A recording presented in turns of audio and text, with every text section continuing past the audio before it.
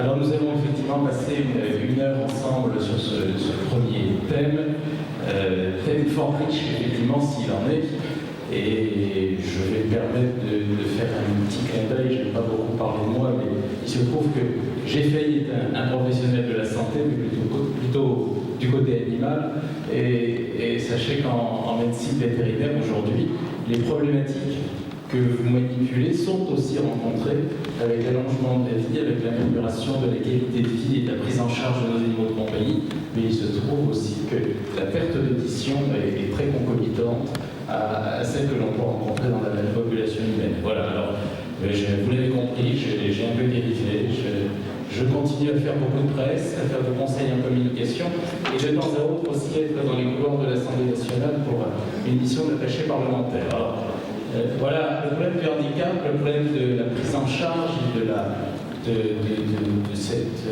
déficience qui, à terme, amène les uns ou les autres à se détacher.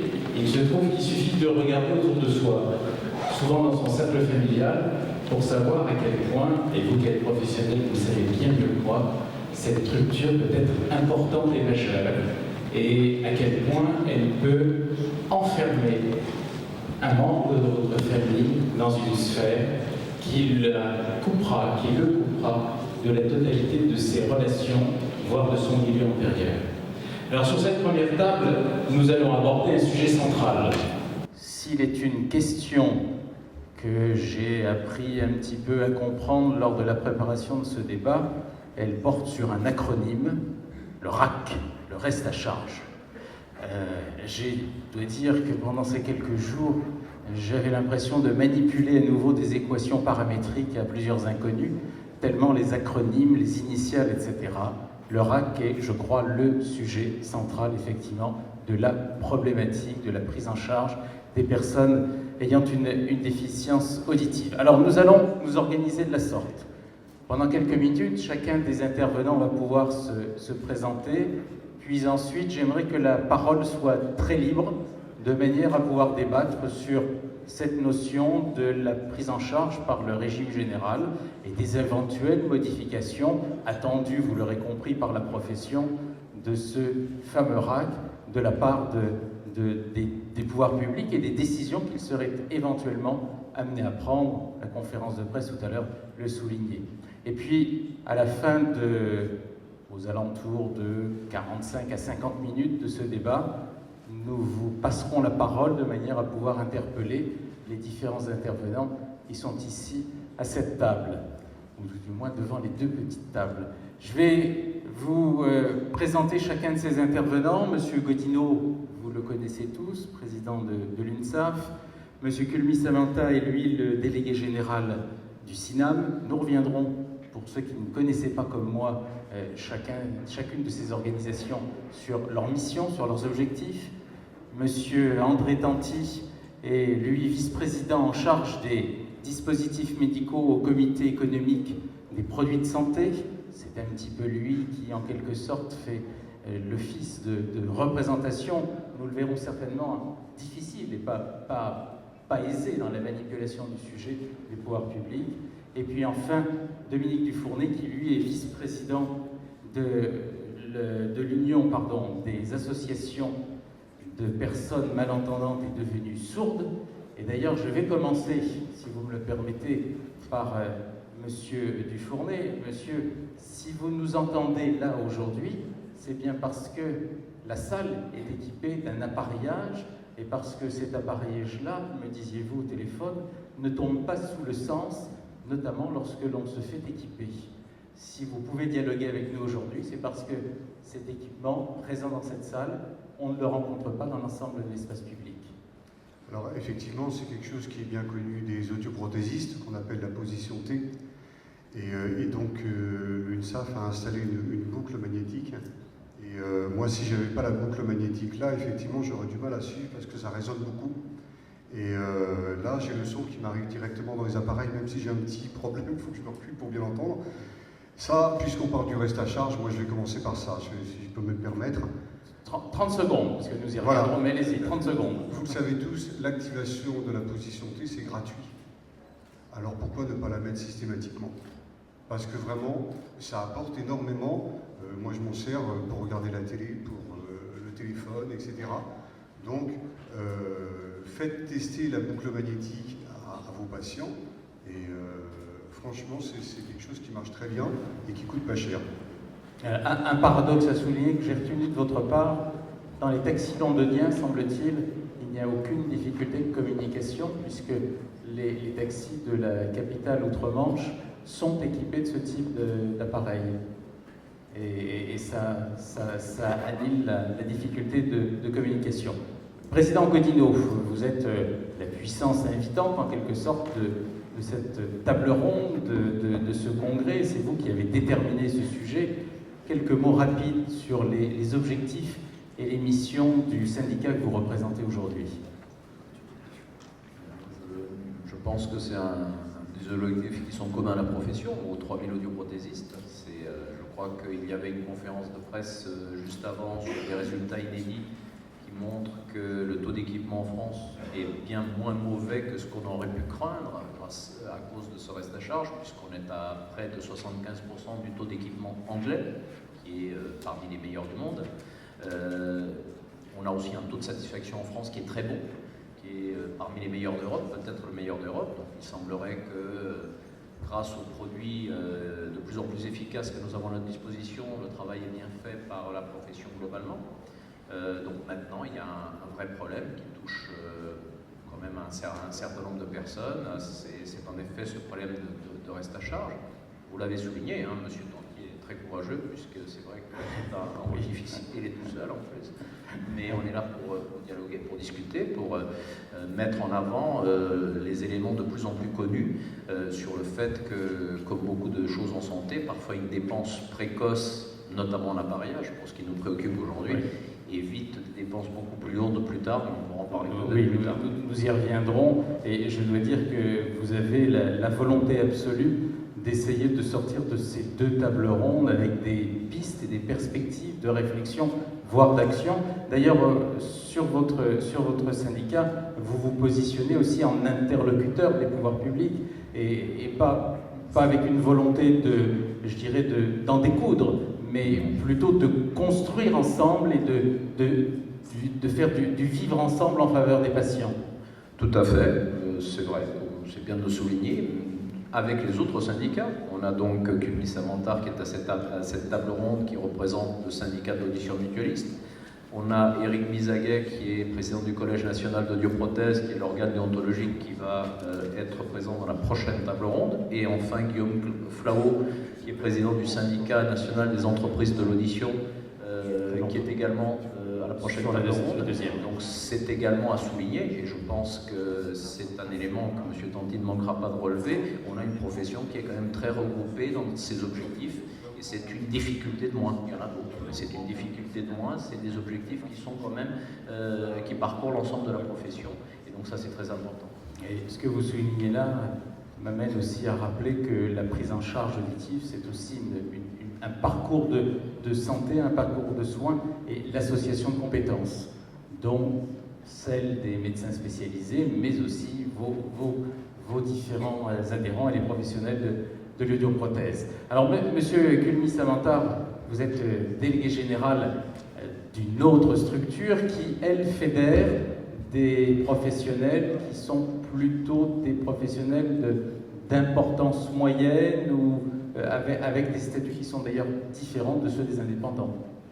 Alors, en effet, Louis a précisé que les trois syndicats sous le collège, sous le contrôle précieux du président du collège des audioprothésistes, nous travaillons ensemble depuis un certain nombre d'années pour exprimer l'activité, promouvoir l'activité des professionnels de la santé auditive. C'est ainsi qu'on a pu communiquer les trois syndicats et le collège lors des dernières manifestations, notamment lors de la semaine du son en automne dernier. Le mode d'organisation de la profession, il est décrit dans les différentes études socio-économiques de la profession, une activité indépendante, plus ou moins organisée, une activité plutôt de groupe succursaliste, capitalistique, et un mode d'organisation mutualiste. Aujourd'hui, je salue d'ailleurs les les professionnels du réseau audition mutualiste qui sont dans la salle. C'est 370 centres d'audition des professionnels salariés. C'est environ 10% de la part de marché de l'activité. Mais ce n'est pas tellement de nos boutiques, un petit peu les activités économiques qui nous réunissent ici, mais c'est plutôt le partage d'un certain nombre d'analyses sur les carences et pourquoi ce dispositif médical utile est aussi peu pris en compte. Si peu pris en charge. Vous le rappeliez tout à l'heure, Dominique, un porteur d'aide auditive entend mieux qu'un malentendant qui n'a pas d'aide auditive. Ça semble un truisme, mais c'est important de le rappeler. Et vous êtes, à l'instar de M. Guillenot, partenaire des pouvoirs publics dans une démarche en amont de prévention et de construction de propositions auprès des pouvoirs publics et des décideurs politiques.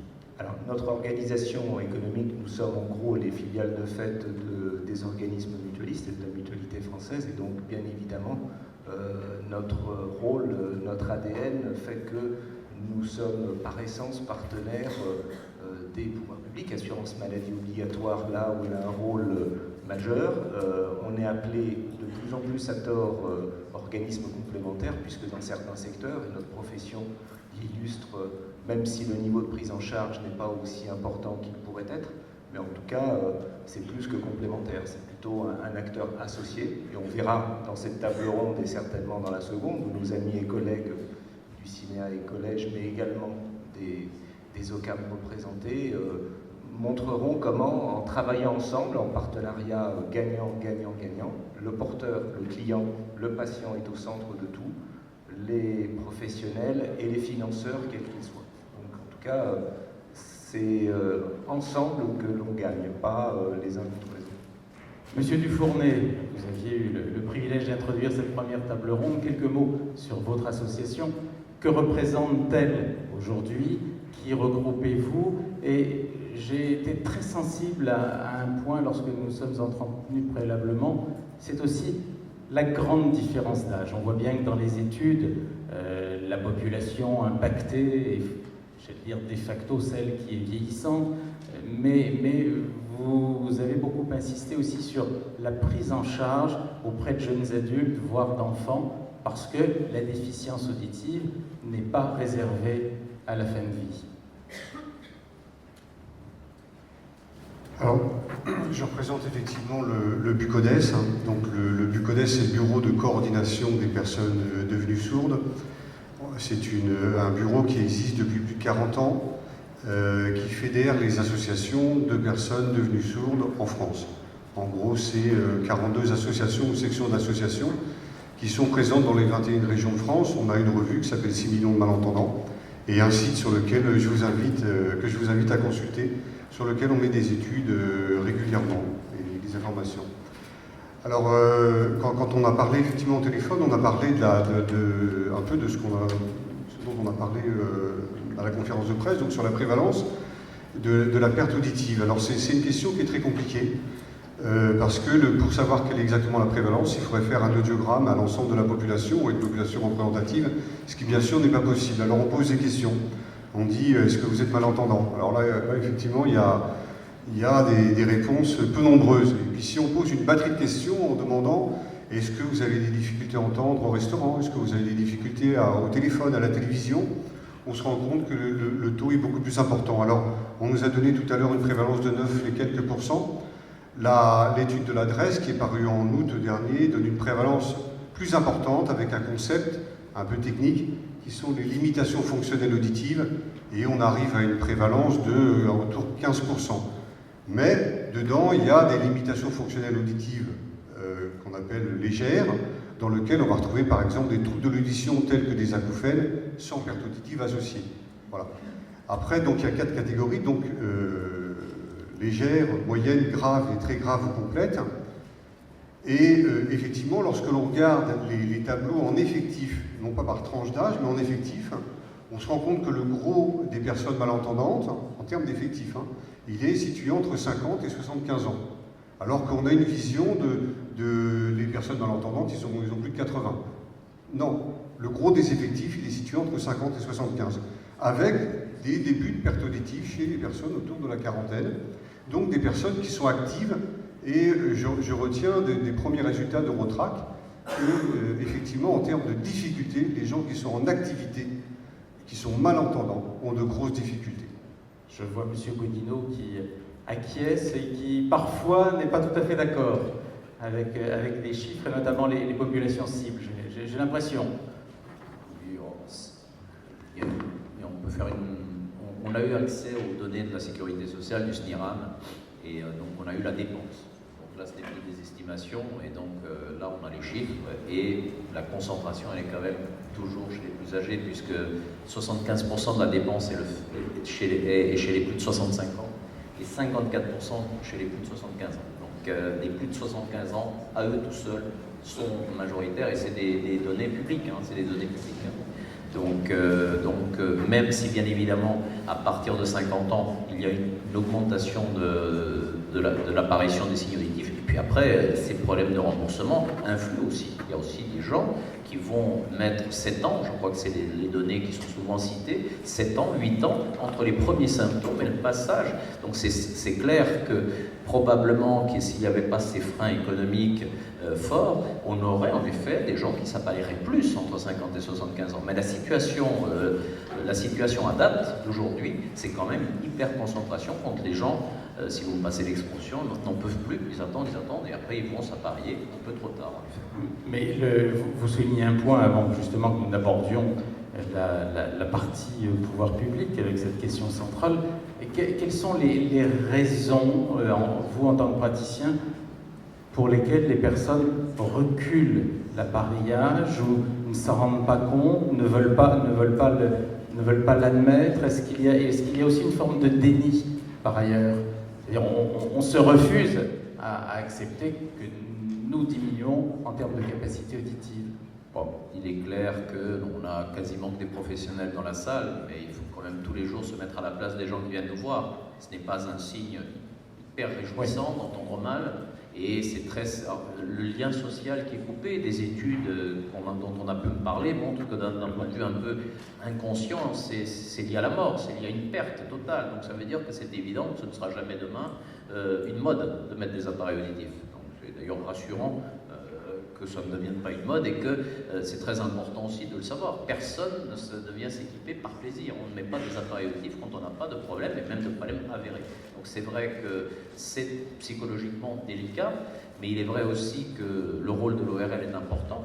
On en parlera sans doute au prochain congrès ORL, parce qu'on a remarqué une chose, c'est qu'un ORL qui est très directif, il va dire « vous devez le faire », si vous êtes actif, eh bien vous allez mieux travailler. Si vous êtes âgé, vous allez moins perdre vos capacités. Eh bien les ORL qui font ça, comme par hasard, des gens qui viennent beaucoup plus tôt et beaucoup plus facilement que ceux qui ne le font pas. Donc c'est bien pour ça que ces études qui sont en train d'être... Et donc on a une étude INSERM qui va être présentée demain. D'ailleurs, attention, la journée scientifique, je crois que c'est le matin, mais enfin la journée scientifique est bien l'après-midi aussi. Mais demain matin, il y a des annonces très importantes sur le lien entre le fait que quelqu'un qui met des appareils auditifs perd ce surdéclin cognitif.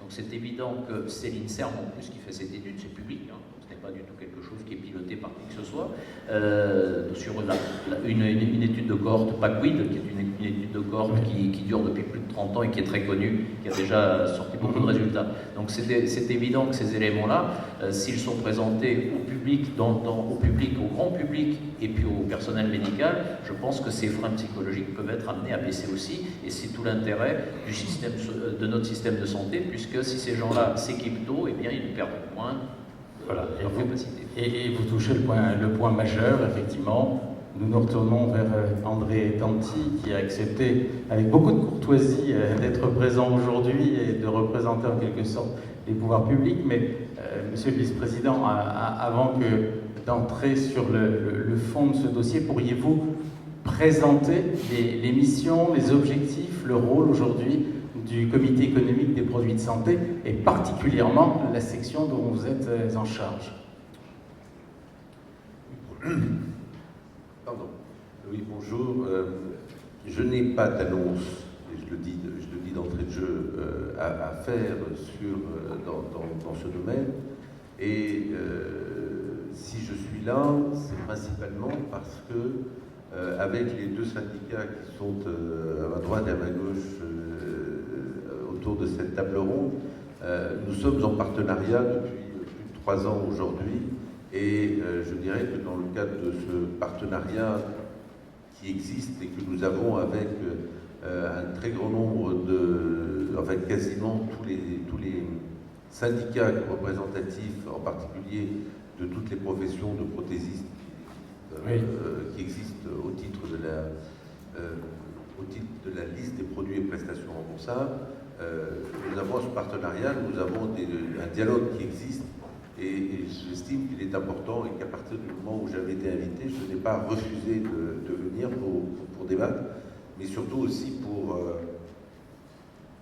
prendre des informations et mieux sentir un petit peu comment les choses se présentent. Alors, qu'est-ce que le Comité économique des produits de santé? C'est un comité qui, sur la partie médicaments, a fêté il y a 2 ans ses 20 ans, et qui, depuis 20 ans, fixe la tarification de remboursement de la sécurité sociale, d'une part pour les médicaments et d'autre part pour les dispositifs médicaux et les prestations de services, ou les prestations de prothésistes. Alors, il faut bien voir que dans la sécurité sociale, on a deux grandes catégories. On a tout ce qui est les actes qui sont effectués par un professionnel de santé, c'est-à-dire médecin, infirmier, kiné et autres. Et puis il y a tout ce qui est réalisé, enfin tous les dispositifs ou tous les médicaments, et tout ce qui est réalisé par des professionnels qui ont un rapport avec la santé, mais qui ne sont pas considérés comme des professionnels de santé. Voilà. Là-dedans, on va trouver tout ce qui est prothésiste, c'est-à-dire les audioprothésistes qui sont ici, les opticiens, on va trouver les orthoprothésistes, les podorthésistes, les épithésistes, les ocularistes, et je dois en oublier un certain nombre qui ont ce rôle assez important dans notre société, et qui est de compenser les handicaps. Donc le comité, lui, est chargé aujourd'hui par délégation des ministres de faire les nomenclatures de remboursement et de fixer les tarifs. Donc la fixation des tarifs lui revient. Simplement, il travaille dans le cadre d'instructions, enfin de règles qui existent dans le Code de la sécurité sociale, dans le Code de la santé publique, et puis d'instructions qu'il reçoit du gouvernement dans ce domaine. Alors, il se trouve, quand moi je fais l'analyse aujourd'hui du remboursement, une partie qui n'est pas chez nous, puisqu'elle n'est réalisée que par enfin, c'est un truc qui est assez intéressant, parce que j'ai découvert ça récemment sur des problèmes d'orthèse, n'ont le droit de franchir la limite de la bouche avec leurs doigts que les dentistes, les stomatos et les ORL, sauf erreur, j'en oublie pas. Mais du coup, les prothèses dentaires sont des actes et ne sont pas remboursés en tant que dispositifs médicaux, même si ce sont des dispositifs médicaux. Tout le reste, en ce qui concerne l'optique et les audioprothèses, on pourrait y entrer une troisième catégorie de dispositifs médicaux qui sont mal remboursés. Ce sont les vrais fauteuils pour handicapés. Je dirais que voilà, c'est les 4 types de produits qui aujourd'hui ont un remboursement au niveau de la sécurité sociale qui ne correspond pas au coût exact, au coût qui existe.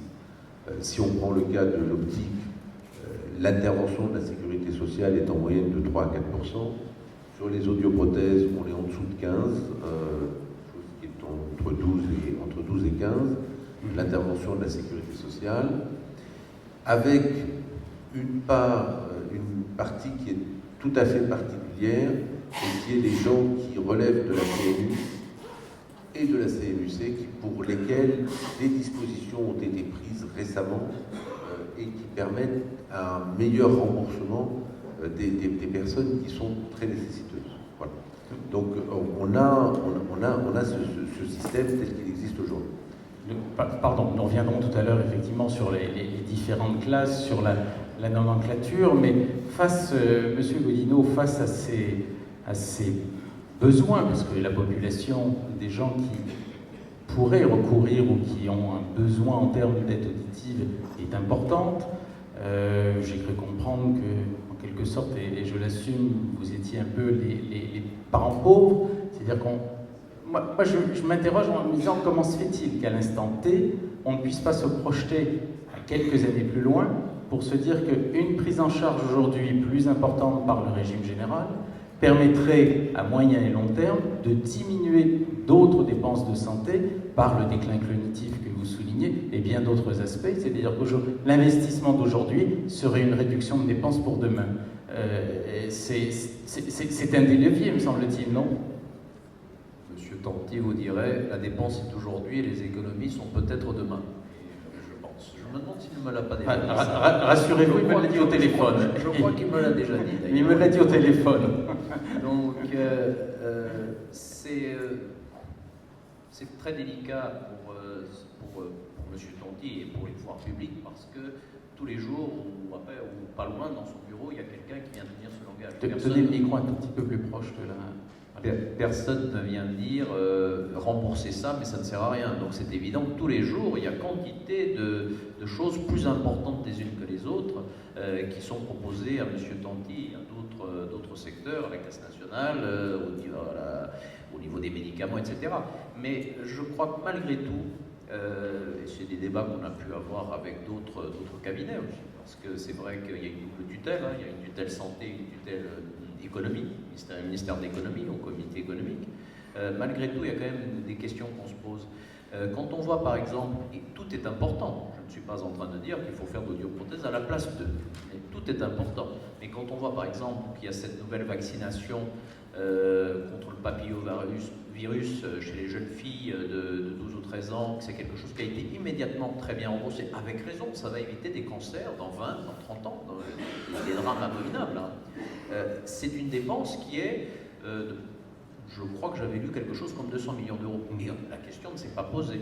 Et aujourd'hui, les possibilités qu'on a, nous, d'agir là-dessus sont beaucoup moins importantes. Donc c'est vrai que c'est aussi quelque chose qu'on doit mettre sur la place publique, parce qu'un problème qui n'est pas médiatisé n'existe pas. Oui, c'est ce qu'on essaye. Et vous vous y employez activement. C'est ce qu'on essaye de faire pour redonner des armes, parce que M. Tanti a des tutelles et il ne peut pas faire ce qu'il peut tout seul, de toute façon.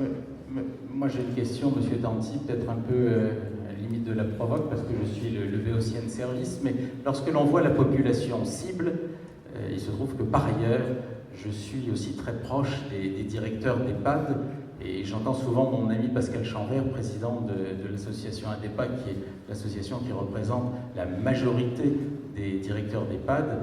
Ça fait 15 ans que nous militons ensemble sur d'autres aspects, et le président de l'ADEPA me dit toujours, les pouvoirs publics, je vais être très très dur, mais négligent un peu nos populations, eu égard à l'âge et à la vieillesse, et qu'il y a aussi peut-être, si ce n'est une forme de déni, en tout cas, en bout de perspective comme ça, on ne voit pas, on ne regarde pas.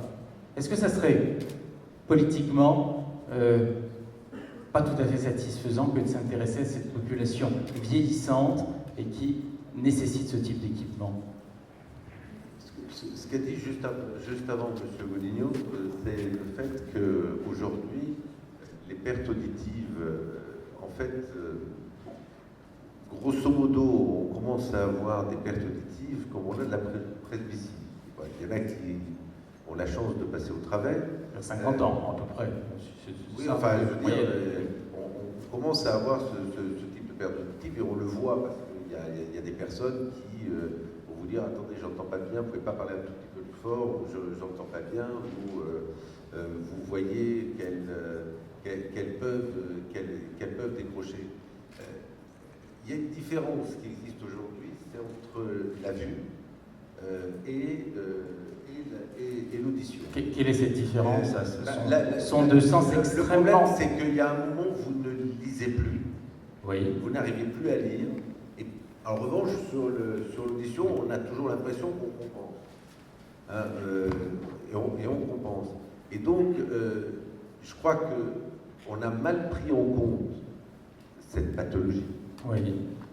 Et que cette mauvaise prise en compte de la pathologie explique tout l'environnement qui peut exister tout autour. En gros, c'est le vieux qui n'entend pas. C'est vrai qu'il a commencé à pas entendre à un certain âge. Et malheureusement, c'est comme quelqu'un qui finit par perdre la vue. Il y a un moment où il ne voit plus. Et là, il entend de moins en moins bien. Oui, On fait moins attention au fait parce qu'il va décrocher plus tard. Il va décrocher plus tard, mais il y a un moment où il ne décroche plus. Oui. Moi, je peux vous dire, toute réunion familiale, je le vois bien, il y a un moment où mon beau-père décroche. Clairement. Le mien aussi. Non, mais je veux dire, c'est clair, c'est-à-dire qu'on a la personne, vous le voyez. Enfin, quand vous avez l'œil, et que vous avez, parce qu'on vous l'a dit, et que vous le voyez, et que malheureusement, je pense que quand vous commencez à expliquer à quelqu'un qui a plus de 85 ans qu'il faut une technique, il va vous dire ouais, je ne veux pas. Et je pense que c'est parce qu'on n'a pas fait cette démarche plus tôt. Alors ensuite, les problèmes que nous avons entre nous, pouvoir public aujourd'hui, c'est d'arriver à mieux appréhender le problème.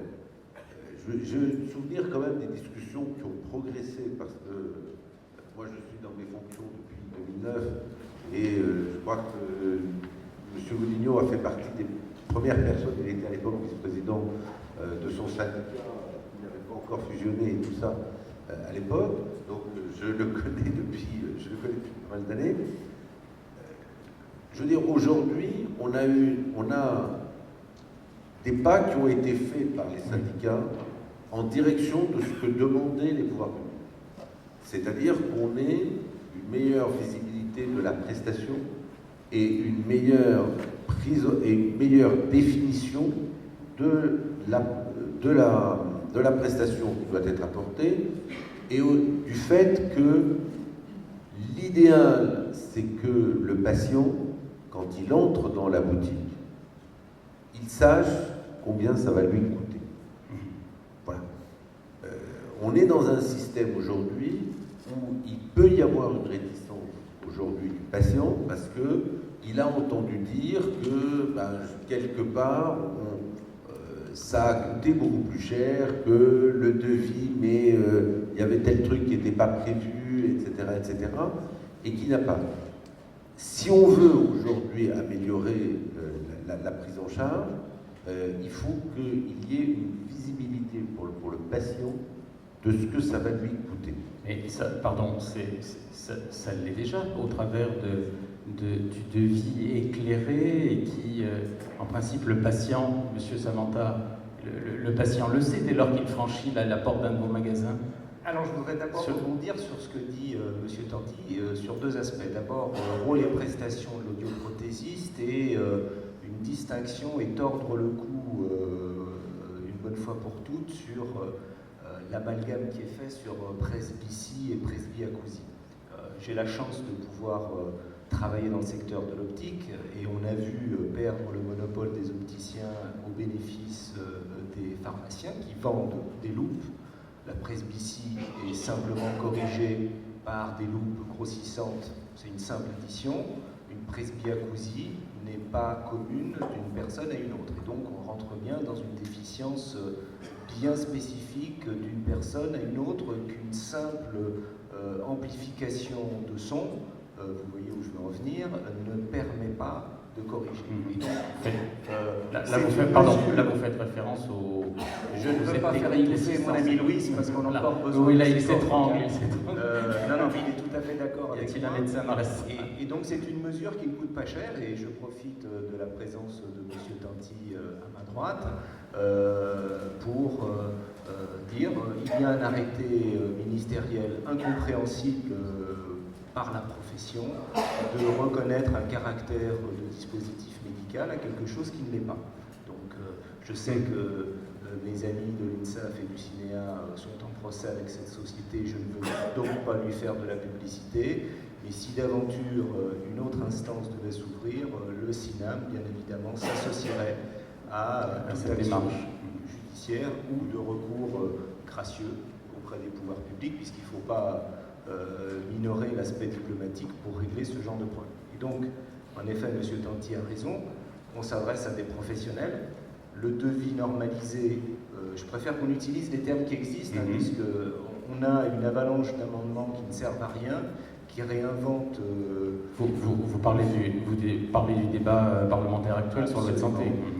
Le devis normalisé résulte d'une discussion entre les pouvoirs publics et les professionnels. À défaut d'un système aussi performant que celui qui existe, qui n'est pas remis en cause par les financeurs que sont les OCAM, qui n'est pas remis en cause par le ministère lui-même qui en est l'initiateur, il permet de définir le prix de l'appareil et la prestation indissociable du professionnel. Il y en a beaucoup dans la salle. Chacun sait que pendant la durée de vie de l'appareil, il accueille son patient tout autant que celui-ci. Alors, il y a autant que de besoin. Alors, il y a des périodes qui sont indiquées sur le devis, il suffit de s'y référer. Et puis, il y a bien évidemment toutes les opportunités qui se présentent et qui font que dans la relation particulière du professionnel de l'audioprothèse, je le rappelle, ordonno-dépendant, et donc qui dépend forcément de la coopération intelligente et positive qui est mise en place entre l'ORL et l'audioprothésiste. On a aujourd'hui des outils qui existent. N'allons pas inventer un fusil à tirer dans les coins alors qu'on a déjà tous les éléments utiles. N'allons pas rajouter, alors je crois que j'avais entendu ou lu qu'il y avait un choc de simplification, alors là aujourd'hui on est un peu perdu. Le porteur, il ne sait pas à quoi il a droit, alors qu'il y a des lignes budgétaires qui sont dédiées. Si vous permettez, il y a un petit maquis de prise en charge qui existe, qui fait que l'assurance maladie obligatoire rembourse 120 €, c'est la diapo que Louis Godino présentait tout à l'heure. Ensuite, il y a une partie de 37 € environ par an pour tous les équipements.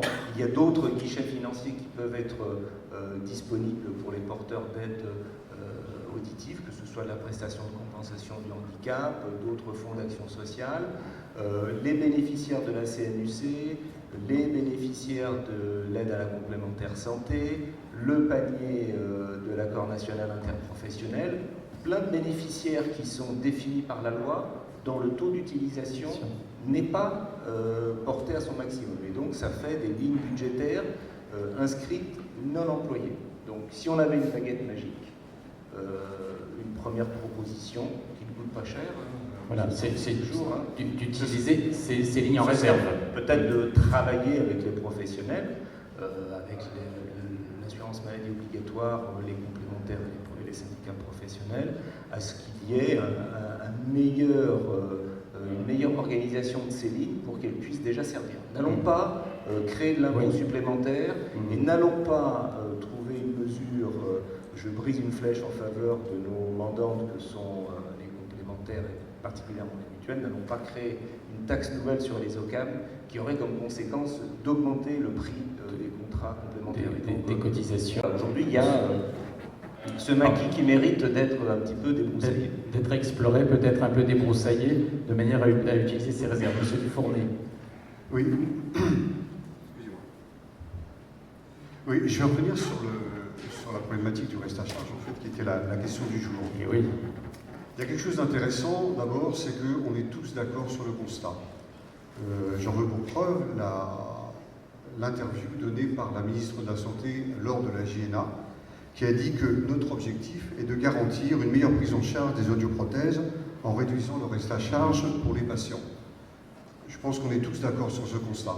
Et on est tous d'accord aussi pour dire qu'aujourd'hui, et on en a encore eu la démonstration il y a tout juste une heure, que la première raison invoquée par les Français qui ne s'appareillent pas, ils disent c'est parce que ça coûte trop cher. Et la troisième chose, c'est quand on compare les taux d'équipement français au taux d'équipement des pays dans lesquels il y a une très forte prise en charge, on se rend compte que les taux d'équipement sont supérieurs dans ces pays. Donc il y a vraiment un problème de reste à charge qu'il faut régler, d'autant plus que je reviens à mon concept de limitation fonctionnelle auditive. Si on regarde le taux d'équipement chez les personnes qui ont une limitation fonctionnelle auditive grave, d'après l'adresse, on est à 22%.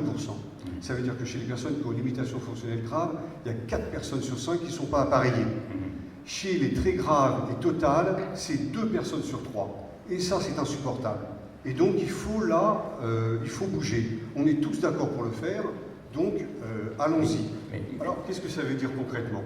Le reste à charge, techniquement, c'est ultra simple à comprendre. Il y a 2 données. Il y a un prix et il y a le remboursement. Et le reste à charge, c'est la différence entre le prix et le remboursement. Donc, il y a 2 solutions. Soit on baisse les prix, soit on augmente les remboursements. On peut trouver une 3e solution où on baisse les prix, on augmente les remboursements. Et là, donc, alors, on va rentrer maintenant dans des choses très complexes. Parce que les remboursements, effectivement, tu l'as dit, Culmi, on a plein de choses dedans. On dépend non seulement du ministère de la Santé et de Bercy, mais aussi du côté handicap, mais aussi des personnes âgées. Et tout ça est très compliqué. Par exemple, il y a quelque chose qui est totalement inadmissible. Vous tombez malentendant à 59 ans. Vous êtes pris en charge par la MDPH. Il vous arrive la même chose à 60 ans et 3 jours. Vous n'êtes plus reconnu comme handicapé, vous n'êtes plus pris en charge par la MDPH. Cette barrière d'âge, nous, du CODES, on n'arrête pas de la critiquer, elle est insupportable. Il y a plein de choses comme ça qu'il faut revoir. Et donc voilà, l'autre chose, la prise en charge de la sécurité sociale, c'est 120 € de prise en charge. Ça date de 1986, peut-être même avant. Depuis 1986, en cumulé, on a 70% d'inflation. Est-ce que c'est normal que ça n'ait pas bougé? Il y a vraiment des problèmes là, sur lesquels il est temps de se mettre autour d'une table et de voir tout cela.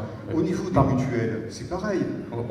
Attendez, je termine rapidement sur les mutuelles. Tout à l'heure. Sur les mutuelles, le journal Que Choisir a fait une étude l'année dernière. Il a comparé 84 contrats. Alors, les mutuelles, Que Choisir fait une bonne chose. Il raisonne en binaural. On dit que le reste à charge pour un appareil, c'est 1 000 €.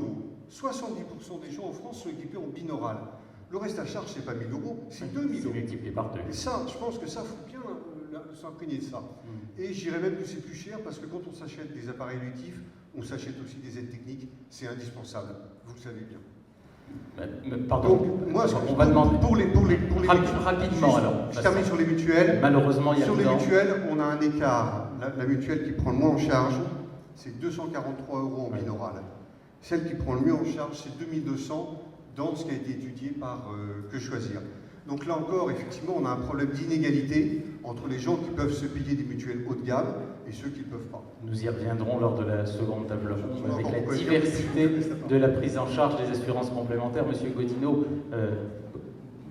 bout dans son fauteuil depuis tout à l'heure avec quelques notes sur des réactions par rapport au positionnement de monsieur Danty, aussi à cette absence. On vient d'entendre ce qui était dit par Madame Touraine, la prise en compte politique, j'oserais dire, où est-elle aujourd'hui de votre sujet? Voilà, elle existe, puisque Madame Touraine, pour la première fois, a abordé la question le mois dernier. C'est pas des bonnes nouvelles pour l'emploi du temps de monsieur Danty, puisque c'est lui qui devra s'en occuper si ça se fait. Je pense que ce ne sont pas de bonnes nouvelles pour ses ressources, on y revient tout à l'heure, en termes humains aussi. Je voulais juste revenir sur ce que vient de dire M. Dufourdet. D'abord, je voulais aussi rendre hommage au Bucodes, avec lequel, il y a quelques années, c'était pas facile d'échanger. On peut tous dire, on n'est pas là pour ne pas se dire les choses, mais on en a parlé. Et j'ai eu le plaisir d'avoir été invité à leur dernier conseil d'administration, où on a pu mieux se connaître et mieux connaître aussi les autres personnes, puisque votre président et vous-même, vous connaissez bien, mais je ne connaissais pas votre conseil d'administration.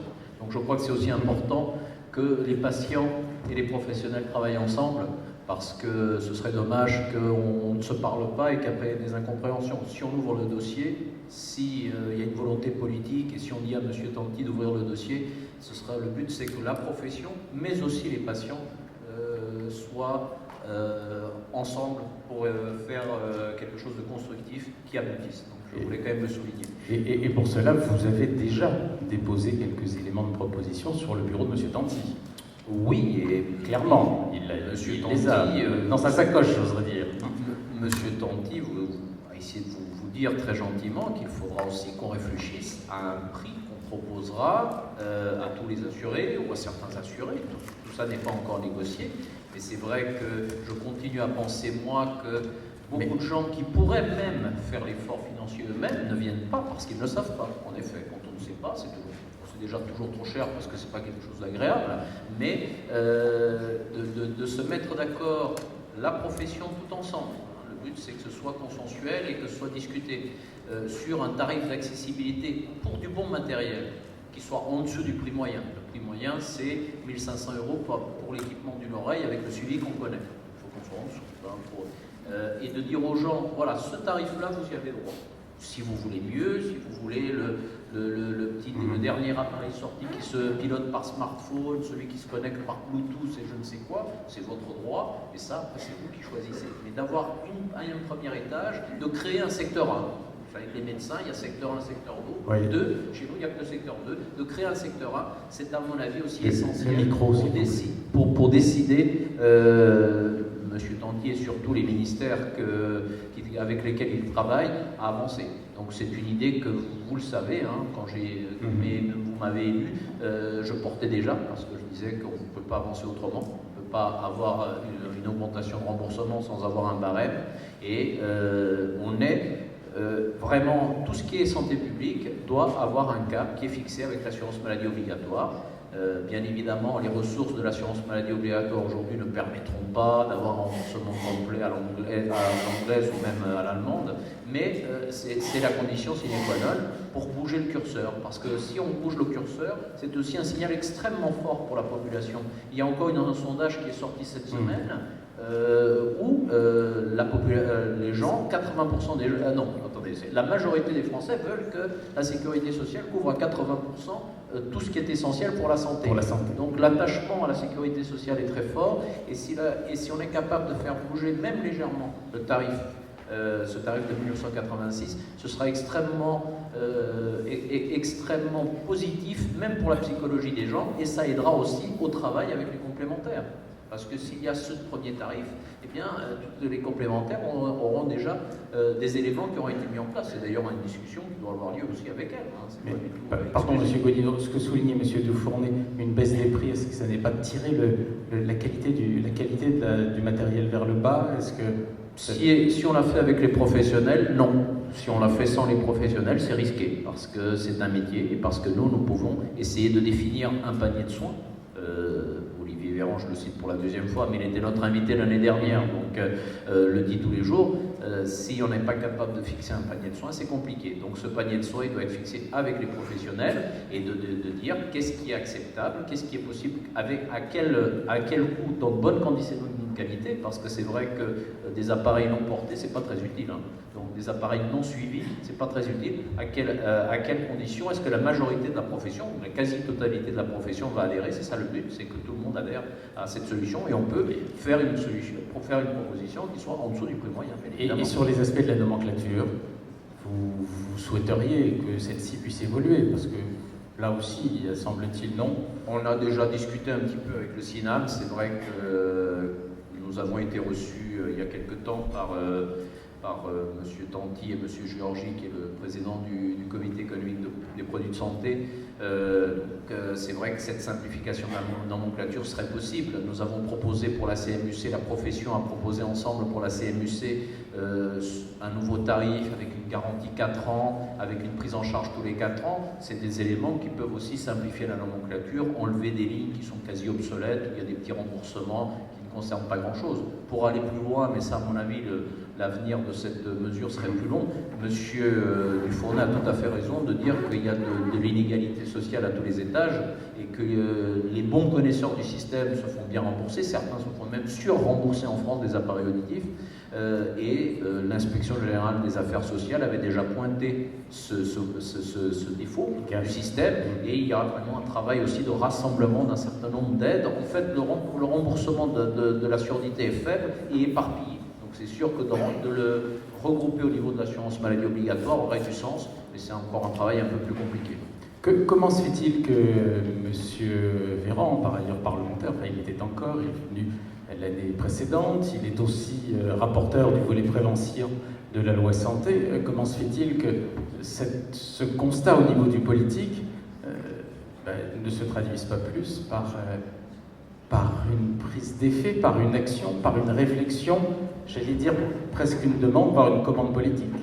Parce que, M. Tanti, clairement, cette commande politique, aujourd'hui, vous ne l'avez pas de manière prioritaire sur cette problématique du reste à charge en matière de dépenses sur les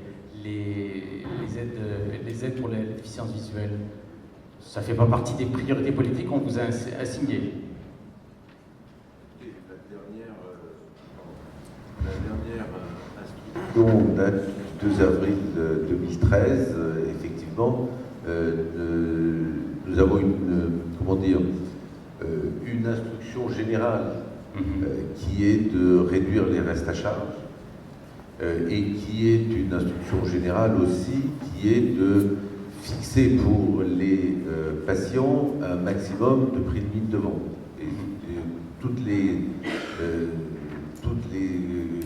enquêtes que nous avons des différentes inspections ou autres organismes comme la Cour des comptes, etc., chaque fois qu'ils viennent, ils me demandent quelle est la progression que vous avez faite sur les prix limites de vente. Oui. Et donc, c'est vrai que chaque année, il y a une partie supplémentaire des dispositifs médicaux qui, il y a 20 ans, n'étaient quasiment pas, et des prestations qui étaient quasiment pas sous prix limite de vente il y a 20 ans, et qui progressivement sont tombées sous prix limite de vente depuis. Donc, on a une vraie action dans ce domaine, et c'est un petit peu dans ce cadre-là que nous avons entamé une discussion là-dessus. Alors, il y a effectivement aujourd'hui, dans ce domaine comme dans d'autres, des problèmes de lignes qui existent ou de type de remboursement et un parcours un petit peu du combattant qui est proposé aux patients pour trouver... C'est touffu pour le patient. Pardon ? C'est touffu pour le patient. Oui, non, mais si vous voulez, alors il faut avoir à un moment donné, mais je n'ai pas que dans ce secteur-là, Oui. on a d'autres secteurs dans lesquels on a effectivement des types de remboursement dont on n'arrive même pas toujours à mesurer exactement ce qu'ils abordent.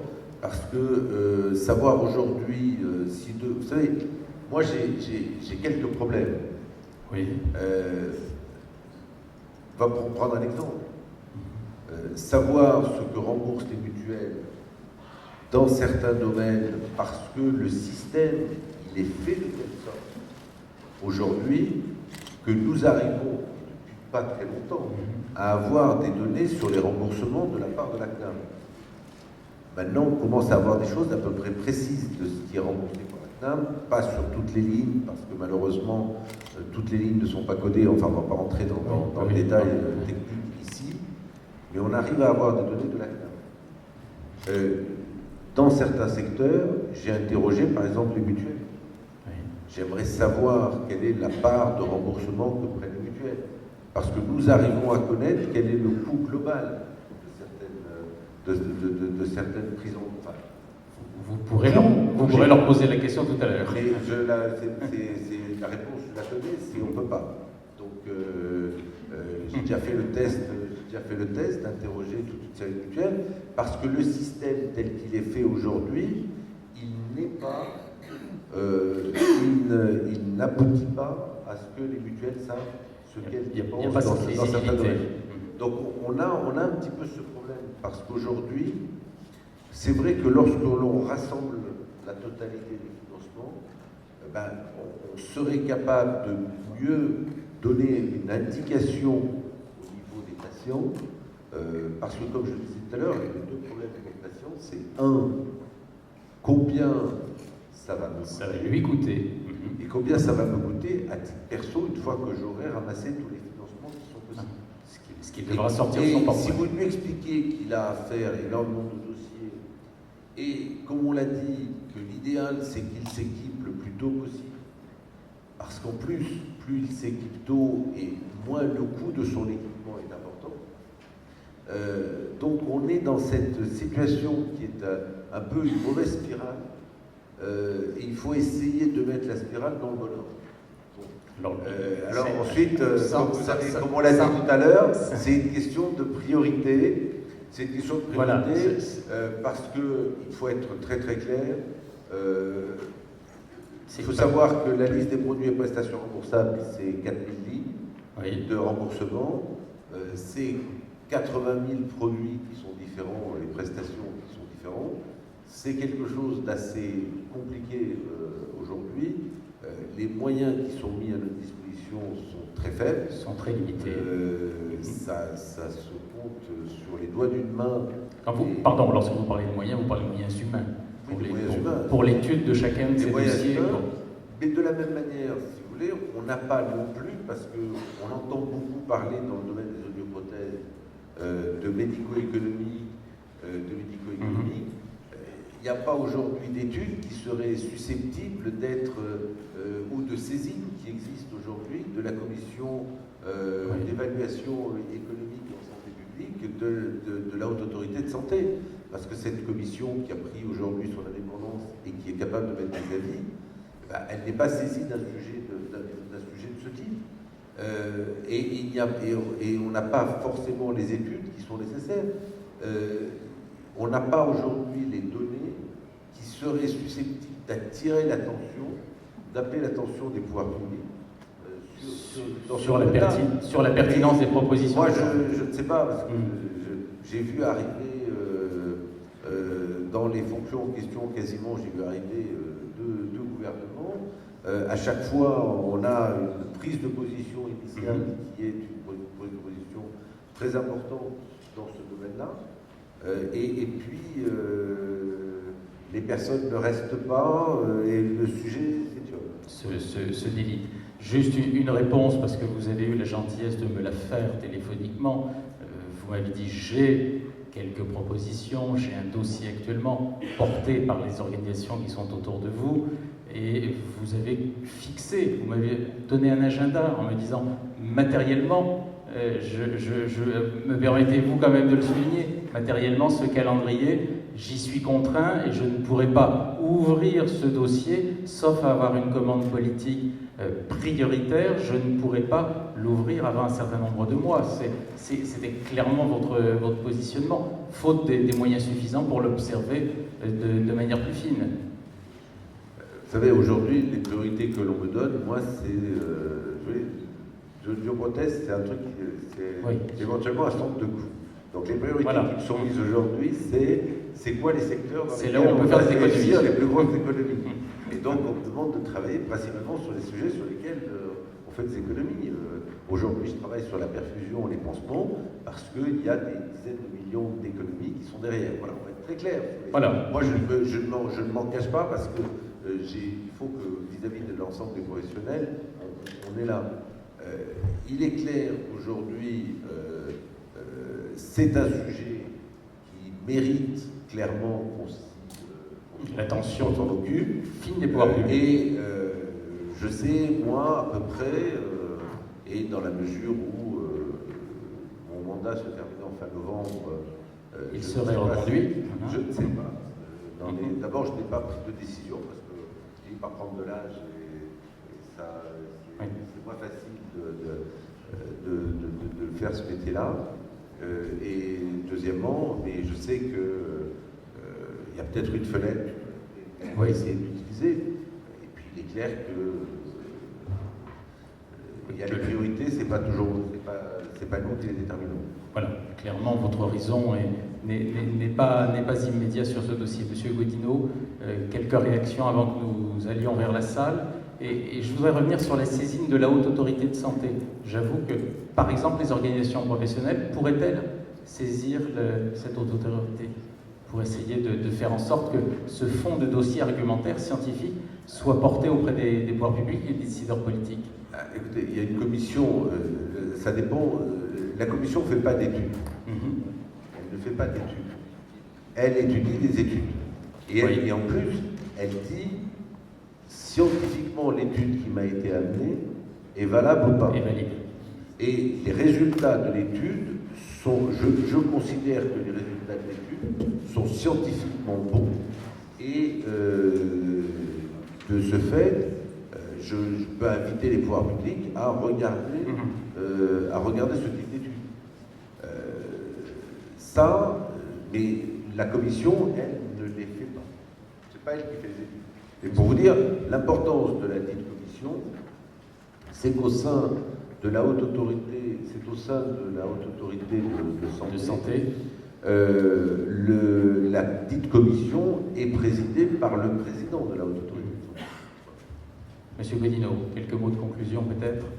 Je voulais dire aussi à la place de M. Dufournet, vient de me passer un petit mot. On va être très transparent. C'est vrai que l'Inspection générale des affaires sociales appelle son attention là-dessus depuis longtemps. Le Haut Conseil pour l'avenir de l'assurance maladie aussi. Et même la Cour des comptes a mis une petite phrase. Elle n'a pas été très gentille ni très pertinente dans son rapport avec nous. Mais même elle a fait une petite phrase. Juste un mot sur les études médico-économiques. Pardon, l'IGA, c'est très très clair dans ses conclusions. Ah oui, voilà. Donc il y a déjà beaucoup de choses. Juste un mot sur les études médico-économiques, c'est un problème français. Donc l'IGAS encore elle est venue présenter au HCAM fin janvier un rapport sur les études médico-économiques qu'il faudrait faire, parce qu'en effet, vous avez à chiffrer, à donner des prix sur plein de secteurs, et vous ne savez pas forcément toujours, avec des études, en tout cas françaises, quelles sont les économies potentielles derrière. Et c'est vrai qu'aujourd'hui, on se sert souvent d'études anglo-saxonnes que nous avons, et que je vais vous en envoyer une petite synthèse d'une page, comme d'habitude. Vous n'aurez pas beaucoup de choses à lire lundi, puisqu'on a quand même déjà un certain nombre de références, et je vais voir, j'ai rencontré l'HAS il y a quelques mois, mais je ne sais pas s'ils ont décidé de travailler sur le sujet ou pas, mais les études médico-économiques étrangères existent, et à mon sens sont scientifiquement valables, mais bien évidemment, une caution HAS serait de toute façon obligatoire si vous faisiez un travail là-dessus. Mais bon, rien ne nous empêche en effet de les contacter dans ce sens, et je vous remercie en tout cas des ouvertures et des conseils même que vous nous donnez là. Vous avez connaissance éventuellement d'une unité INSERM, CNRS, etc., qui à l'heure d'aujourd'hui serait en capacité d'avoir les compétences pour aborder cette problématique et fournir les éléments que l'on attend? Il y a une unité INSERM de Bordeaux qui viendra donc demain déjà communiquer des résultats déjà faits sur des études, mais qui semblerait être en train de travailler aujourd'hui sur une étude médico-économique française, même si dans le monde anglo-saxon, il y a un certain nombre d'études. J'en ai encore vu une de janvier qui est anglaise, parce que les Anglais font beaucoup c'est le système anglais, ils font beaucoup d'études médico-économiques. Je vous enverrai aussi sa référence. Il y a des choses, mais c'est vrai que bien évidemment, c'est surtout au niveau de l'HAS qu'il faut les transmettre. Nous allons, si vous le voulez bien, passer la parole à la salle. Pendant peut-être des questions, si vous voulez avoir la gentillesse de lever la main pour vous adresser à nos intervenants. Monsieur Dufournet, vous souhaitiez rapidement, de façon à ce que le micro puisse arriver auprès de la personne qui va vous poser des questions. Allez-y. Dire que c'est une préoccupation française, mais aussi une préoccupation européenne. Se tient aujourd'hui à Essen l'Assemblée générale de la Fédération européenne des associations de personnes malentendantes. Une déclaration va être signée disant tout le monde doit avoir les mêmes chances. Pour les 51 millions de personnes malentendantes dans l'Union européenne, ce droit doit être rendu possible grâce à une prise en charge des appareils auditifs par l'État, totale ou partielle, et la généralisation des aides techniques. Voilà, donc c'est une préoccupation non seulement française, mais une préoccupation aussi européenne. Ça reste une déclaration d'intention. C'est toute la difficulté de ce type, mais effectivement au niveau européen. Alors je vois assez mal, monsieur, avez-vous la gentillesse à chaque fois, s'il vous plaît, de vous présenter de façon à ce que les intervenants puissent vous Bonjour, situer. Pierre Bédouré, audioprothésiste installé à Melun dans le 77. Moi je voulais poser une question en rebondissant sur la proposition de Louise Godino sur un tarif qui était proposé et qui serait mis en place avec une prise en charge complète. J'ai vu, si je ne me trompe pas, que dans la Manche, dans le département de la Manche, il existe depuis quelque temps une proposition qui a été faite en partenariat avec l'assurance maladie d'un tarif à 1 100 € de prise en charge pour des personnes avec des revenus limités et qui seraient donc à ce moment-là aidées pour avoir l'intégralité de leur prothèse qui serait remboursée.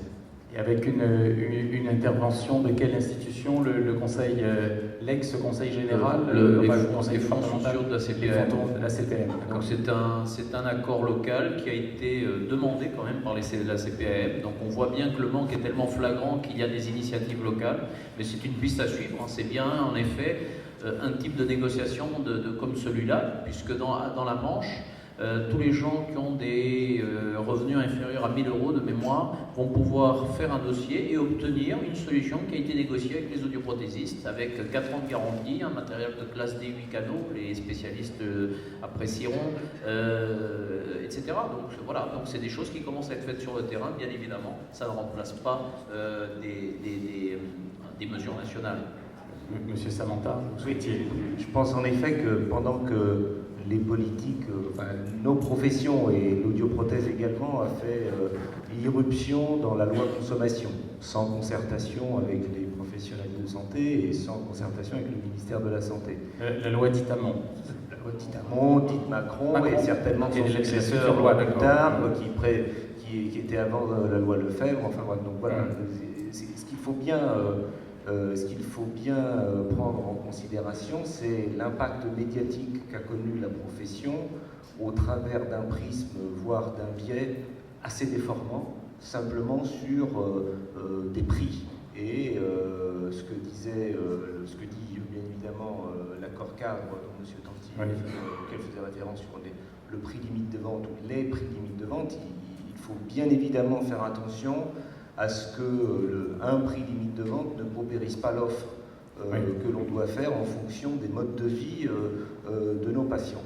Maintenant, la profession représentée par les syndicats a commencé à travailler. Je crois qu'on a une fenêtre de tir très importante et surtout un alignement positif, c'est que nous réclamons tous un accord national, réexhumer une convention professionnelle nationale dans laquelle les tarifs opposables puissent être écrits. Je pense que c'est très important de capitaliser sur l'expérience d'une CEPAM, mais la somme de différentes CEPAM ne va pas faire un intérêt général. Je pense qu'il faut faire vite avant qu'il y ait des niveaux de prise en charge différents en fonction des zones géographiques, dont on sait que certaines zones géographiques voient une population ORL beaucoup plus importante que des déserts médicaux dans lesquels nous avons, nous, un observatoire de tous les territoires, puisque nous sommes présents sur l'ensemble des territoires métropole et outre-mer.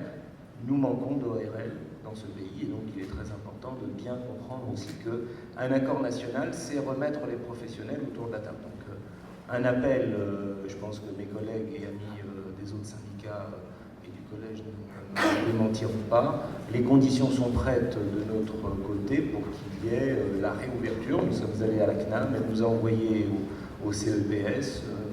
Nous sommes ici, et donc voilà. Donc, d'ici novembre Monsieur Tanti est 2015, à vos côtés. nous sommes prêts. Vous êtes prêts, je retiens de votre intervention, éviter des disparités en raison des compétences éventuelles ou des investissements mis à disposition dans des régions ou des départements, de manière à ce que ce soit globalisé. Et soit traité d'abord par la santé avant le secteur consommation. Et qu'il n'y ait pas de déséquilibre. D'autres questions dans la salle? Si quelqu'un... Madame, non, je pensais voir, c'est l'objectif de la caméra. Madame qui est devant, s'il vous plaît. Puisqu'on parle beaucoup d'argent. Pardon, madame, pourriez-vous avoir la gentillesse juste de vous présenter de façon à ce que les intervenants... Je suis rédactrice pour la presse médicale. Puisqu'on parle beaucoup d'argent, comment se fait-il que cet appareil, ce dispositif, en 2015, compte tenu des progrès de fabrication, de technique, etc., quand on les regarde, c'est quand même un bout de plastique avec un peu un système, ça je suis d'accord, électronique. Et ce n'est pas le suivi qu'on a après qui justifie ce prix-là. Il doit y avoir quand même une très grande différence. Et puisque la sécurité sociale, les mutuelles sont une force quasi inamovible par rapport aux patients, il faut peut-être voir si les fabricants et les audioprothésistes peuvent moduler leurs exigences. Surtout qu'on n'achète pas un appareil à vie, vous ne l'avez pas évoqué. Hein? Au bout de 2 ans, c'est marqué dans le texte, mais peut-être un peu plus. En tout cas, vous ne l'avez pas plus de 4 ans. Et vu la longévité actuelle, il y a des chances que vous en achetiez. Là, il y a quand même un problème. Alors, plusieurs questions en une seule. Déjà, pardon, monsieur Guillenot, est-ce Est-ce un simple amplificateur comme ça, l'appareil?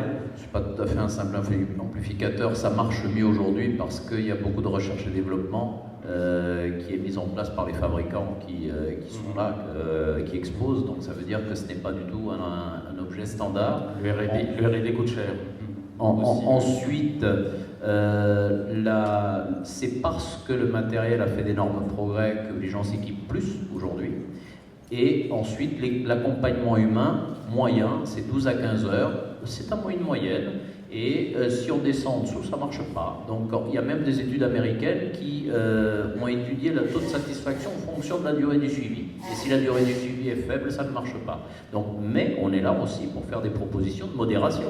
C'est bien ce que nous ferons le jour où nous discuterons. C'est pas pour faire plus cher. Mais c'est évident qu'une étude belge a été mise en ligne par le ministère de l'économie belge là en janvier. Le prix moyen en Belgique est 12% supérieur au prix moyen en France. Voilà. Pour vous dire qu'au niveau des prix, vous avez vu, vous étiez dans la salle, vous avez vu la diapo tout à l'heure sur les prix dans les autres pays d'Europe. On n'a aucun problème là-dessus, on n'est pas plus coûteux qu'ailleurs, on est plutôt même moins coûteux qu'ailleurs, mais l'accompagnement des patients, n'oubliez pas madame, même si vous connaissez bien des gens qui portent des appareils, chaque cas étant unique, que la moyenne c'est 12 à 15 heures. Il y a quelques cas faciles, mais il y a beaucoup de cas difficiles. Alors attendez, il y a plusieurs questions, on ne va pas mobiliser, mais bon, la question que vous posez globalement, c'est on demande une aide au niveau de la prise en charge générale par le système de péréquation national. Aux professionnels, éventuellement, c'est ça votre question, de faire un éventuel effort, et aux fabricants aussi. Je pense que ces notions-là sont intégrées dans les propositions de l'UNSAF, et M. Godino pourra vous les resituer. Juste sur le renouvellement ou la réadaptation, il est exact, oui tout à fait, nous avons que quelques minutes, il est exact que la durée de vie est aussi limitée que ce que dit madame, 4 ans, parce que ça fait réagir la salle. Alors, la première chose, c'est qu'il est clair que quand on achète un appareil, ce qui coûte le plus cher, c'est le suivi et le réglage. Alors j'ai pas les proportions exactes. Voilà, après attends, excusez-moi. Je suis obligé de mettre sur une position T, vous comprendrez, pour suivre. Oui. Mais quand je parle, si je suis en position T, je ne m'entends plus parler. Enfin, les audioprothésistes comprendront la problématique. Sur la durée de vie d'un appareil, un appareil, ça dure plus que 4 ans. En gros, chez nous, on parle de 7 ans à peu près. Et il y a, d'ailleurs, je crois que Phonak, on ne doit pas citer de marque peut-être, garantie jusqu'à 7 ans. Non, c'est ça? Non, c'est 4. C'était l'écran publicitaire de la médecine. Il n'y a pas une date butoir, au bout de 4 ans. Par contre, effectivement, on a parlé donc de la convention qui a été signée dans la Manche, où les appareils sont garantis 4 ans. Moi, je pense que ça, c'est une très très bonne décision, que tous les appareils vendus en France aient une garantie à 4 ans. Ça me semble, et aujourd'hui, on est loin, c'est pas le cas. Nous allons devoir conclure. Y a-t-il une dernière question éventuellement dans la salle? Monsieur Samantha, vous oui, apporter... Sur la durée de vie, moi j'envoie tout le monde sur le site hs.org, il y a une recommandation certes ancienne, mais qui parle quand même d'une durée de vie moyenne aux alentours de 5 ans. Je pense qu'il est important de trouver une bonne durée de vie moyenne. On raisonne aujourd'hui aussi par rapport au type de prise en charge qui sont offerts et mises en place par les complémentaires qui proposent une garantie de 4 ans. Aujourd'hui, dans les relations avec les industriels, il est clair que la plupart des niveaux de prise en charge et de garantie se font dans une durée de vie de 4 ans, que nous avons réussi à augmenter de 2 ans à 4 ans quand même. Donc c'est peut-être un petit peu la profession qui a aussi étendu cette durée de garantie. Voilà, nous retiendrons de cette première table ronde que M. Tanti a une fenêtre de tir pour observer avec beaucoup d'attention les propositions qui sont faites par les professionnels que vous représentez et qu'il y est, à titre personnel, très très attentif, mais qu'il a par ailleurs un certain nombre de contraintes. Vous pouvez d'ailleurs en débattre avec lui en aparté, mais il est très attentif au dossier. Voilà, on va rapidement vous remercier.